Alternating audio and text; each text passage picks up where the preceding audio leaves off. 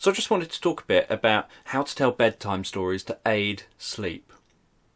So going back nearly 2 decades now, when I started working in residential children's homes, a lot of the kids had had really difficult experiences, especially difficult experiences in their bedrooms around things like being abused and stuff like that. Stuff that meant that they really struggled to feel comfortable falling asleep in their rooms. And many of them would become restless, many of them would play up at night time. And some of the younger ones especially liked being read bedtime stories, liked being read stories at bedtime. And back then, the in film was the Lord of the Rings films. And so the books that they predominantly wanted read to them were The Hobbit was the main one. And so other staff would read The Hobbit to the children at bedtime, or read other books to the children at bedtime. And they'd get into all of the character voices and things, and they'd get really dramatic, and they'd be really lively and engaging, and they're brilliant storytellers. But the child would be on the edge of their seat, essentially, not falling asleep. And then they'd finish the story, say, right, yeah, good night now. Read you a bit of story, I'll read a bit more tomorrow. And the child would still be bouncing off the walls and running around and not being asleep. So what I ended up doing was thinking smart about it, thinking, well, they want to have these stories read to them, but clearly the way it's being read isn't conducive to sleep. And because of my background in hypnosis and my knowledge of how things work, how the mind works, and how rapport works, and these different things, I knew that if I told the stories in a different way, the child would still get the same story, but they would fall asleep. And so that's what I started doing. So I would read The Hobbit, and I wouldn't put on like the voice of Smaug and all these other things. I would read it in a calm and relaxed voice. And so I'd be reading like this to the child, and I'd be talking about how the character went and did this, and then they went and did that. And then they encountered this situation. And I would be reading the book like this. And any time there was a word or a phrase that in my mind resonated with the idea of relaxing or sleeping, I would add extra emphasis to it. So it could be that they go down deeply into the caves in the mountains. And so I'd had that emphasis to go down deeply. And I would time what I'm saying, not just in this calm kind of voice, but also to their breathing. So I would talk in a calm way as they breathe out, and pause as they breathe in. And then I'd talk in a calm way as they breathe out, and pause as they breathe in. And then the child would just drift off to sleep. And I'd recommend that they listen along with their eyes closed so they can really imagine the story playing out in their mind's eye. And the children used to love this idea of imagining the story play out, and used to find that more exciting than just seeing some words on a page while I read to them. So that's how I would be talking and telling them these stories.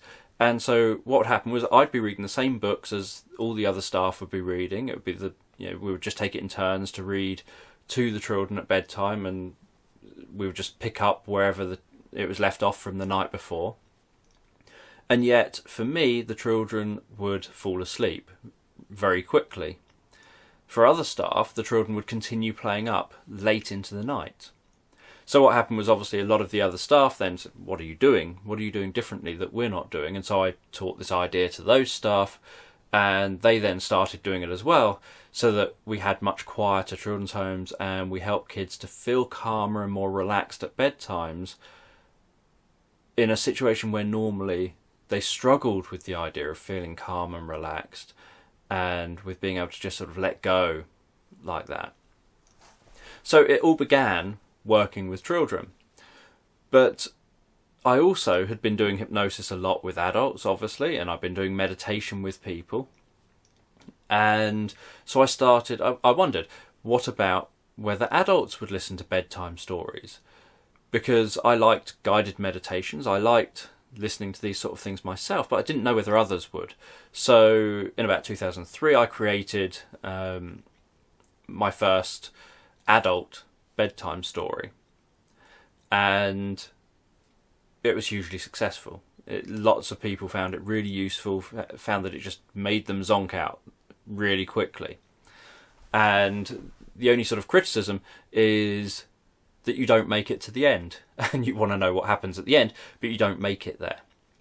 So all I was doing, though, was using these same kind of techniques. So I had to somehow absorb the person's attention, to stop them talking to themselves in their head.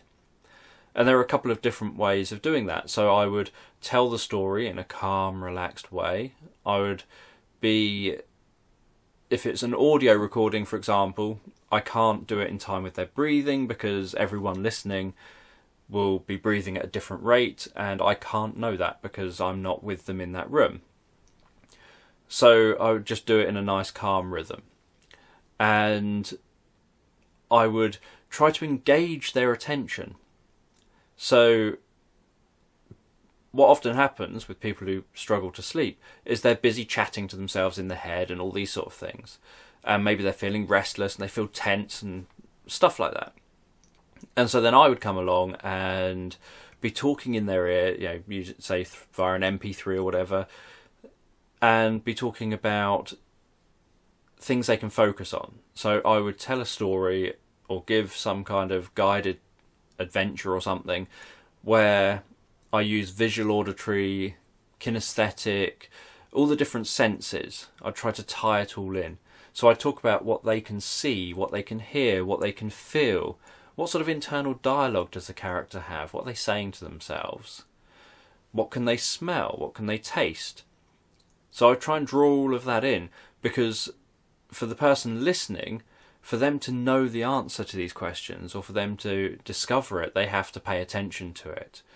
So I would say things like, and I don't know whether you can notice the sound of that stream in the distance yet. So I'm implying it is there somewhere. I've said yet. So I'm implying it's there. The question is, have you noticed it yet or not? But to notice it in the first place, you have to pay attention to the story. You have to pay attention to what's going on. So instead of chatting to yourself in your head, you're then thinking, can I hear the stream? And you're listening out for the stream. And then maybe you hear a slight trickling. Or maybe you don't, and so you're thinking, I can't quite hear the stream yet. And so then I'm moving on to another aspect of the story. So I'm talking perhaps, say it was something with a stream in it, so I'm talking maybe walking through the woods. And I talk about how there's shards of light dancing on the path in front, where the light's coming down through the branches of the trees, and the sound of the rustling leaves, and the different sounds of birds.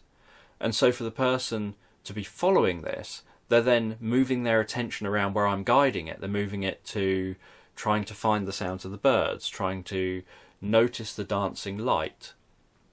So they're moving their attention around, and that's helping them to go deeper and deeper into being more relaxed and further away from chatting to themselves and doing the stuff they were doing when they first started going to sleep.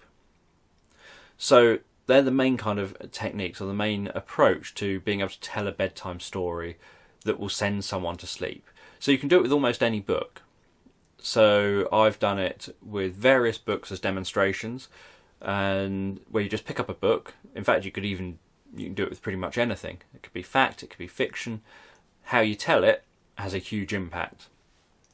So you pick up a book, say any story book, and you can read through the story and just add calming emphasis. Anytime there's something that could work as a good suggestion for the person, so if there's words like deeper or down or anything to do with calming, anything where there's words or phrases that could be really useful to have them absorbed in, then you can add extra emphasis to those, and that deepens their experience. So I would do that. I'd be reading a book, and again, I used to teach parents this before I wrote my own books of children's bedtime stories and things designed around the approach. I used to teach parents how to fit the approach around any book. So you'd say to your child, pick up a book that you want to be read at bedtime. The child could pick any book, and you'd read it in a way that sends the child to sleep. So with adults, I generally would just create an audio for them to listen to. Most adults don't have someone who will read them a story at bedtime. So unlike children's ones where I can put it into a book and a parent can read it, or a parent can pick up a book and just read any book to the child in this specific way, that doesn't really work for adults. Their partner or whoever doesn't necessarily read them to sleep. So you've got to do something where it's just an MP3. But the important thing is that idea of it's being told in a calm, relaxing way. You're bringing in lots of sensory information within the story. You're giving options as well. So if I say, I don't know whether the beach is a sandy beach or a stony beach or some other kind of beach, the only way to answer that and to think, I don't know what it is, you must, as the listener, you're the only one that knows what it is. What is it? The only way for you to identify what it is for you to check it out.